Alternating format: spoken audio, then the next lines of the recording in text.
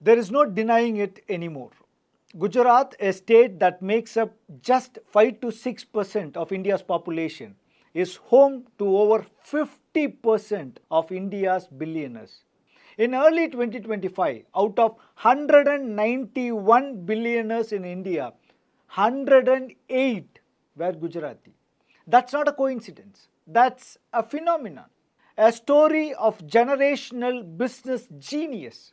A culture built on risk, trade, and sharp business acumen. And to that, I say respect. Gujarat has been a land of business for centuries.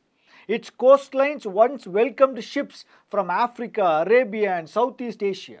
Its people, from the Baniyas to the Jains, have long known the language of commerce. From the ports of Baruch and Surat to the diamond streets of Antwerp and New York, Gujaratis have built empires. They taught India how to think like capitalists. From diamond polishing to pharmaceuticals, from petrochemicals to e-commerce, they have done it all and done it globally. They work hard, they think long term, they build wealth that lasts. That discipline, that ambition, that fire, that's worthy of admiration. This isn't luck. This isn't a loophole. It's a lifestyle. Children in Gujarati families aren't just taught addition and multiplication. They are taught markup. They are not just told to study hard. They are told business is your real school. That's why in many homes in Gujarat, you will still hear this unapologetic line: jobs are for the poor. And they don't just think pan-India, they think global. Gujaratis own 40 to 60% of motels in United States. Surat processes 90% of the world's diamonds. Gujarat contributes 33% of India's pharma manufacturing and nearly 30% of India's total exports. Let that sink in. But here is the uncomfortable truth. We don't say out loud. This is not a healthy economic model.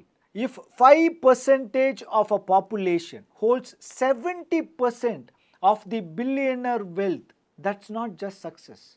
That's distortion. Yes, it boosts GDP. Yes, it raises the average income. But average is a lie, because averages can hide atrocities. One man earning 10,000 crores and 100 others earning 10 rupee a day will still show a decent average. But that's not growth. That's camouflage. That's a model where a few keep rising while the bottom stays buried, or worse, sinks deeper. This is not justice. It's not inclusive growth. It's not shared prosperity. It's not the India our constitution imagined. Because the real economy, it's not just about wealth creation.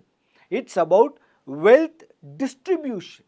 It's about asking who gets left behind while we celebrate who's surging ahead.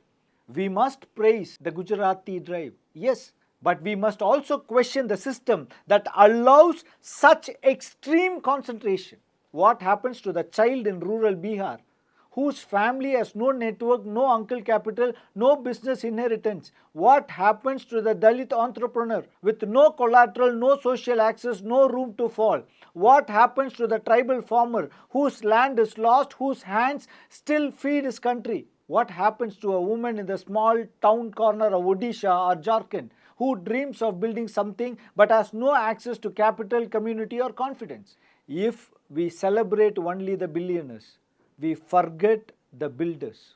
If we only track stock of market numbers, we miss the starving stomachs.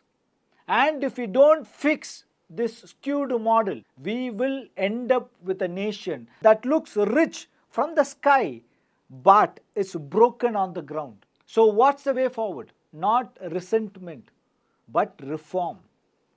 Not punishing success, but building a system that creates more winners, more access, more opportunity, more fairness.